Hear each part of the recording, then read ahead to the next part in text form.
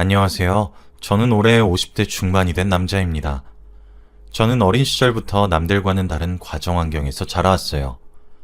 옛날 생각이 많이 나서 한번 여기다가 적어봅니다. 아무에게도 말한 적 없는 저의 이야기예요. 저는 외동으로 자랐습니다. 다들 부모님의 사랑을 많이 받고 자랐다고 생각하겠지만 전혀 그러지 않았어요. 오히려 형제자매가 있으면 좋겠다고 느꼈을 정도로 사랑을 못 받고 자랐습니다. 매일같이 부모님이 싸우는 소리를 들어야 했고 다 싸우고 나면 뒷정리는 항상 제 몫이었죠. 아버지는 매일 사업을 하신다며 어머니가 벌어온 돈을 다 쓰셨고 어머니는 그런 아버지를 말리느라 난리였습니다. 처음에는 이렇게 큰 싸움으로 번지지 않았어요. 아버지는 사업에 실패하실 때마다 이젠 정말 마지막이라고 어머니께 매달리셨고 어머니는 아버지의 사업 자금을 구해주시다가 몸이 망가져서 아무 일도 할 수 없었습니다. 결국 어머니는 일을 할 수 없었고 벌어오는 돈이 없으니 아버지의 사업 자금을 구할 수 없었죠. 아버지는 돈을 벌어오지 않는 어머니에게 막말과 폭력을 하기 시작했고 1층에서 저희 집 상황을 보던 주민들이 경찰에 신고를 하고 경찰이 와서 어머니와 아버지의 부부싸움을 말렸습니다. 저는 이런 가정 환경에서 자라왔어요. 하루가 멀다 하고 싸우는 부모님을 보고 뭘 배웠겠습니까? 당연히 친구 관계는 없었고 평생을 혼자 살아왔어요. 제가 고등학생이 되니 어머니 아버지도 싸우는 데에 힘이 없으셨는지 점점 싸움이 줄더군요. 그때 저는 단순히 부모님께서 싸우지 않으니 화해를 하신 줄 알았어요. 그런데 그게 아니었습니다. 아버지는 사업을 포기하셨는지 매일같이 밖으로 나다녔고 집에는 잘 들어오지 않으셨어요. 그런데 어느 날 아버지가 한 여자와 같이 집에 들어왔습니다. 처음 보는 여자였는데 되게 젊었어요. 딱 봐도 20대였는데 저를 보자마자 안녕하세요. 오늘부터 같이 살게 될 사람이에요. 라고 하더라고요. 처음에는 아버지의 여동생분이나 조카인 줄 알았습니다. 그런데 그게 아니더라고요. 아버지의 불륜을 그때 처음 봤습니다. 안방은 아버지와 어머니의 공간인데 아버지의 불륜녀가 대놓고 들어갔고 결국 안방에서 셋이서 살게 되었어요. 그 여자는 뻔뻔하게 저희 어머니 자리를 넘보더군요. 어머니와 매일 한 침대를 쓰시던 아버지는 이제 어머니 대신에 그 젊은 여자를 안방 침대의 옆자리에 두었고 어머니는 침대 밑에 차가운 바닥에서 이불을 깔고 주무셔야 했습니다. 아버지와 그 여자는 신혼부부라도 된 것처럼 저와 어머니를 투명인간 취급을 하고 다녔어요. 매일 같이 붙어 있었고 식사도 둘이서 하면서 말이죠. 그때 정말 아버지한테 정이 탈탈 털렸던 것 같아요. 그 여자가 온 뒤로 아버지는 저희와 한마디의 대화도 나누지 않았습니다. 그곳에서 어머니가 어떤 심정으로 버텼을지 생각하면 정말 억장이 무너질 것 같아요. 어머니를 놔두고 다른 여자와 외도를 저지르고 있는 모습을 어머니는 매일 본 거니까요. 저는 그때 어머니를 데리고 그 집에서 나가야겠다고 결심했습니다. 그런데 어머니는 많이 힘드셨는지 매일같이 술을 달고 살았어요. 술이 없으면 잠을 자지 못할 정도로 말이죠. 학교를 마치고 집에 들어가면 거실에는 아버지와 그 여자가 붙어서 꽁냥대고 있었고 식탁에는 어머니 혼자 앉아서 술을 드시고 계셨습니다. 지금 생각해도 정말 대단한 광경인 것 같아요. 저는 어머니한테 화도 내보고 울어도 보면서 술을 그만 먹으라고도 했습니다. 그런데 그때마다 어머니는 제정신으로는 도저히 이 집에 못 있겠다고 하셨죠. 저는 그 말을 듣고 말문이 턱 막혔습니다. 어머니가 이런 집에서 사는 게 얼마나 힘들지 가늠이 되지 않았거든요. 집안의 돈은 점점 없어졌고 아버지와 그 여자는 돈 벌 생각이 없어 보이니 제가 벌 수밖에 없었죠. 그리고 어머니를 데리고 나가기 위해서는 돈을 벌어야 했습니다. 어머니가 이 집에서 나가기만 하면 술을 안 드실 것 같았거든요. 저는 고등학교를 중퇴하고 일을 하기 시작했습니다. 낮에는 공장에 들어가서 자비를 했고 밤에는 가게에서 일을 했죠. 어머니 하나만 보고 일을 했습니다. 저는 성적도 우수한 편이었고 학교에서 기대하고 있는 인재였는데 제가 갑작스레 중퇴한다고 하니 담임선생님께서 많이 아쉬워하더라고요. 저도 다른 친구들처럼 대학교도 가고 캠퍼스 생활을 즐기고 싶었지만 마음대로 되지 않았습니다. 끝까지 선생님께서 붙잡으시길래 제가 갑작스레 중퇴를 하는 이유를 말씀드렸어요. 제 가정환경을 유일하게 알고 계시는 분입니다.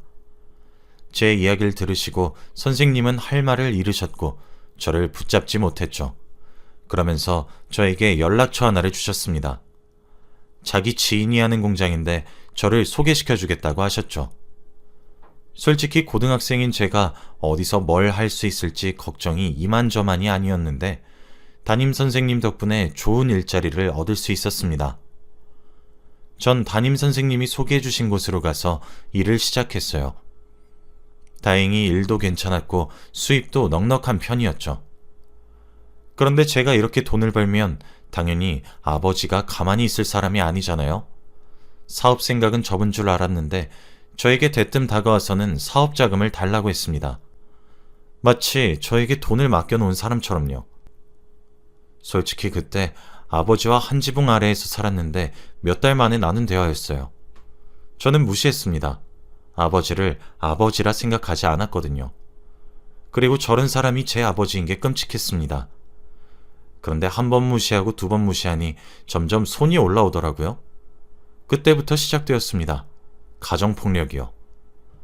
저는 돈을 받으면 현금으로 받았고 절대 집에 들고 오지 않았습니다. 제 돈은 저에게 도움을 주셨던 학교 담임 선생님에게 맡겼어요. 정말 믿음직스러웠거든요. 제가 밖에서 일은 하는데 돈이 없으니 아버지는 답답해 하셨고 결국 화풀이 대상이 저였습니다. 그 여자는 옆에서 다리를 꼰 채로 제가 맞는 것을 지켜만 보고 있었고 어머니는 아버지를 뜯어 말렸죠. 그치만 아버지는 멈추지 않았습니다. 저는 맞는 내내 생각했어요. 저런 쓰레기 같은 사람한테 복수하겠다고요. 전 아버지가 없는 사람이라고 말이에요. 그렇게 일상이 반복되었습니다. 온몸에는 멍투성이어서 일을 하기가 너무 힘들고 고단했지만 저는 하루라도 일을 더해야 하루라도 더 빨리 그 지옥 같은 집에서 나갈 수 있다고 생각했어요. 그래서 이악 물고 버텼습니다. 그리고 몇 년 뒤 드디어 작은 단칸방을 구할 수 있게 되었어요. 저와 어머니는 지옥 같은 집에서 벗어났다는 생각에 기분이 미칠 듯이 좋았습니다. 그런데 이 행복은 얼마 가지 않더라고요. 아버지는 어디선가 사채를 빌리셨는지 저희 집으로 매일같이 무서운 사람들이 찾아왔습니다. 사업을 한다고 사채를 썼고 지금은 도망쳤대요. 그리고 돈을 저와 엄마한테서 받으라고 했답니다. 이사를 하고 얼마 지나지 않아서 생긴 일이에요.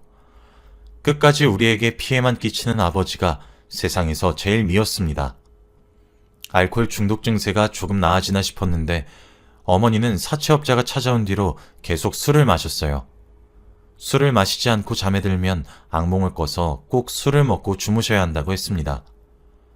저는 하루에 3시간씩 자면서 일을 했어요. 정말 힘들었고 금방이라도 쓰러질 것 같았지만 어머니를 보고 버텨야 했습니다. 제가 아니면 불쌍한 저희 어머니를 돌볼 사람이 없었거든요. 결국 몇 년 동안 은행 대출도 받고 모아왔던 돈으로 사채 빚을 겨우겨우 갚을 수 있었습니다.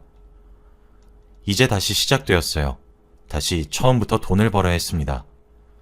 저는 몇 년 동안 늦잠 한 번 자본 적이 없어요. 삶이 여유로워지면 늦잠 한 번 자는 게 소원이었습니다. 사채업자들이 사라지면 술을 끊을 줄 알았던 어머니는 바뀌지 않으셨어요. 여전히 알코올 중독자였습니다. 병원에 가보자고 해도 제 말을 전혀 듣지 않으셨어요. 마음속의 상처가 너무 깊게 남으신 것 같았죠. 저는 30대가 넘어서까지도 일만 했어요.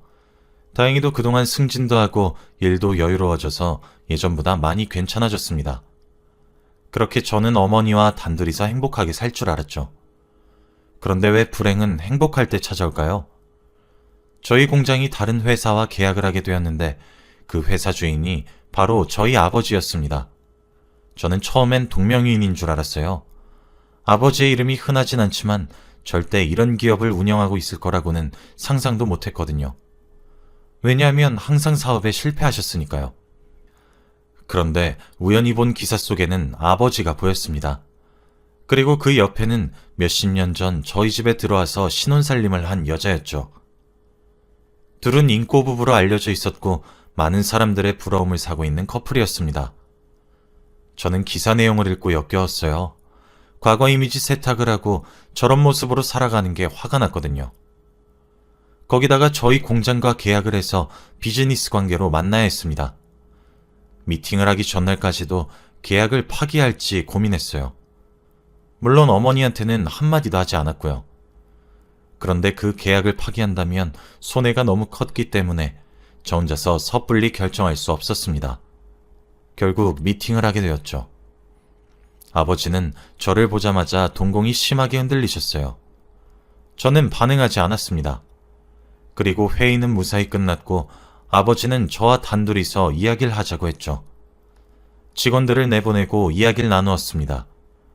그런데 과거의 아버지와는 달라지셨더라고요. 아들아 라고 하시면서 한 번도 본 적 없는 슬픈 눈을 하시고는 저를 쳐다보았어요. 전 온몸에 소름이 끼쳤습니다. 옛날에 아버지가 어머니에게 한 짓들과 저에게 한 짓들이 머릿속에서 파노라마처럼 스쳐 지나갔거든요. 그렇게 사악했던 사람이 저런 태도를 보이니 역겨웠습니다. 아들아, 내가 널 얼마나 찾았는 줄 아니? 아들이라 하지 마세요, 역겨우니까. 전 아버지 없습니다. 아들아, 이게 얼마만이니? 딱 한 번만 안아보자, 응? 저는 그런 아버지를 무시하고 나와버렸습니다. 회의실에서 나오자마자 심장은 미친 듯이 빨리 뛰었어요. 아버지를 만나면 어떻게 행동해야 할지 늘 시뮬레이션을 돌리곤 했지만 막상 이렇게 만나니 과거의 기억이 떠오르면서 숨이 잘 쉬어지지 않고 식은땀이 나더라고요. 과거의 고통에서 이제는 헤어나온 줄 알았는데 그게 아니었나 봅니다. 아무튼 저는 그 뒤로도 아버지와 몇 번 만나야 했어요. 그런데 제가 우려하던 일이 일어나고 말았습니다. 바로 어머니와 아버지가 만났거든요. 제가 공장에서 일을 하고 있는데 점심시간이 되자 어머니가 찾아오셨습니다. 아침에 도시락을 집에 두고 와서 어머니가 제 도시락을 들고 먼 길 오신 거였죠. 그때 하필 아버지 회사 사람들과 식사를 하기로 했어서 딱 거기서 어머니를 마주치고 말았습니다. 한 테이블에서 식사를 하고 있는 저와 아버지를 보고 어머니는 동공이 심하게 흔들렸고 손에 쥐고 있던 도시락통을 바닥에 떨어뜨렸어요. 도시락통이 떨어진 소리에 다들 어머니를 바라보았고 아버지도 어머니를 보았죠. 어머니는 도망쳤습니다. 아마 과거의 일이 떠오르셨겠죠. 저는 어머니를 보자마자 바로 뒤따라갔습니다. 어머니를 붙잡고 얼굴을 보니 펑펑 울고 계셨고 손이 덜덜 떨리시더라고요. 전 모든 상황을 다 이야기했습니다. 절대 다시 아버지와 합치지 않을 거고 비즈니스로 만나는 거라고요. 그리고 그날부터 다시 어머니의 알코올 중독이 시작되었습니다. 저와 아버지가 몇십 년 만에 같이 있는 모습을 보고 어머니는 잠을 제대로 못 주무셨고 자연스럽게 술로 손이 가셨죠. 그런데 저번과 다르게 이번은 조금 심했습니다. 식사를 하지 않고 술만 드셨거든요. 그래서 그런지 술이 깨어져 있을 때가 없었죠. 예전 같으면 제가 옆에서 먹지 말라고 말리곤 할 텐데 제가 일이 너무 바빠서 차마 어머니를 챙겨드리지 못했습니다. 그리고 집에 가면 어머니 머리맡에는 아버지에 관한 기사가 실린 신문이 가득 쌓여 있었죠. 그런데 그 옆에는 항상 과거 어머니 자리로 들어왔던 여자와 해맑게 웃는 사진이 실려 있으니 과거 생각이 나시면서 억장이 무너졌던 것 같아요. 너무 안타깝고 할 수 있는 게 아무것도 없었습니다. 어머니가 아버지 한 사람 때문에 저렇게 마음고생하는 게 너무 싫었거든요. 그리고 더 화가 나는 건 제가 만약 아버지 회사와 계약을 하지 않았다면 아버지와 단둘이 있는 모습을 어머니가 볼 일도 없었겠죠. 어머니가 과거에 있었던 일을 잊는데 정말 오랜 시간이 걸렸어요. 그런데 그걸 알면서도 아버지를 뿌리치지 못한 제가 너무 미웠죠. 어머니가 힘들어하면 할수록 저는 아버지와 다시 거리를 두었습니다. 한두 번은 저에게 먼저 다가와서 말을 걸더니 어느 순간부터는 회사에 오지 않으셨습니다. 왜 오시지 않는지 궁금하긴 했지만 물어보지 않았죠. 여느 때와 다름없이 회사에서 일을 하고 있는데 한 사람이 찾아오더라고요. 그런데 바로 아버지의 불륜녀였습니다. 첩이면서 세상에는 본처인 척하고 다니는 여자죠. 저는 여기가 어디냐고 오는 거냐며 화를 냈습니다. 당장 꺼지라고 했죠. 그런데 그 여자는 저에게 무릎을 꿇었습니다. 제가 다 잘못했어요. 그러니 우리 회장님 딱 한 번만 살려주세요. 라고 하더라고요. 저는 무슨 말인지 몰라서 아무 말도 하지 않았는데 그 여자가 하는 말은 충격적이었습니다. 아버지가 간암이라고 하더라고요. 그래서 간이식을 해야 된대요. 어머니는 알코올 중독자라서 간이식을 하지 못하고 그 여자도 부적합으로 떠서 저밖에 안 남았다고 합니다. 공장에 최근 들어 나오지 않던 이유가 바로 입원을 해서였죠. 그런데 전 그 소식을 듣자마자 화가 났어요. 저한테 아무것도 해준 적이 없던 사람이 대뜸 찾아와서 간이식을 해달라뇨? 이게 무슨 염치 없는 말입니까? 저는 평생을 아버지가 없이 산 사람입니다. 그런데 저에게 간이식을 부탁하다뇨? 저는 절대 해줄 생각이 없으니 그냥 가라고 했어요. 그 여자는 펑펑 울면서 제발 한 번만 간이식 해달라고 했죠. 전 아버지가 죽든 말든 상관없었습니다. 그러면서 아버지가 마지막으로 저에게 전하고 싶은 말이 있대요. 그리고 저한테 어디 병원에 입원해 있는지 알려주더라고요. 그 여자는 방을 나갔고 저는 고민했어요. 그냥 마지막으로 아버지에게 막말을 하고 나올까 아니면 아예 얼굴을 보지도 말까 하면서요. 왜냐하면 아버지의 얼굴을 보면 마음이 약해질 것 같았거든요. 고민을 하면서 집으로 가니 어머니가 그날은 술을 안 드시고 계셨습니다. 그러면서 신문을 읽고 계셨죠. 바로 아버지가 간암에 걸렸다는 내용이었습니다. 어머니의 표정은 무표정이었어요. 슬퍼 보이지도 기뻐 보이지도 않았죠. 저는 결심했습니다. 아버지를 만나서 마지막으로 제가 할 말을 다 하고 오겠다고요. 물론 어머니의 마음까지 제가 다요. 그날 새벽 저는 아버지의 병원으로 갔고 저를 본 아버지는 기뻐하시더군요.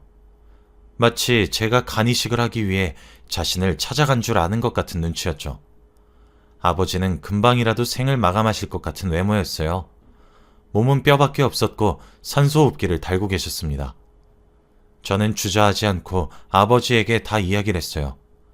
우리가 그동안 힘들었으니 간이식 절대 안 해줄 거라고요. 아버지는 충격을 받은 표정이었죠. 그러면서 제 손을 잡더라고요. 아비가 미안했다 라고 했습니다. 아버지는 그 말을 하시고 다음날 바로 눈을 감으셨어요. 저와 엄마는 장례식장도 가지 않았습니다. 만약 장례식장에 가서 온다면 양심에 찔릴 것 같았거든요. 그런데 며칠 뒤 한 남자가 저희 회사로 찾아왔어요. 그분은 아버지의 변호인이라고 하셨고 재산을 저에게 다 넘긴다는 내용이었습니다. 저는 믿기지 않았죠. 당연히 그 젊은 여자한테 줄 줄 알았거든요. 변호사의 말에 따르면 아버지가 마지막 날 갑자기 마음을 바꾸셨대요. 그건 그분도 모른다고 하셨습니다. 아마 제가 병실에 들려서 그랬겠죠. 아무튼 저는 그 돈을 받고 싶지 않았지만 법적으로 꼭 제가 받아야 한다고 하더라고요. 그래서 돈을 받았고 아버지의 전 재산을 기부했습니다. 보육원에 말이죠. 제가 그 돈을 쓰고 싶지 않았거든요. 기부하는 사람도 아버지의 이름으로 했습니다. 그리고 저와 어머니는 그 뒤로 아버지를 머릿속에서 잊을 수 있었어요. 아버지가 돌아가시고 나서 어머니는 술을 쳐다도 보지 않으셨고 이제는 병원도 다니세요. 그러면서 일상생활도 조금씩 다시 시작하고 계시죠. 매번 어머니를 신경 쓰지 못한 게 많이 한이 되었는데 지금이라도 열심히 보살펴 드리려고 합니다. 저의 이야기는 여기까지예요. 들어주셔서 감사합니다.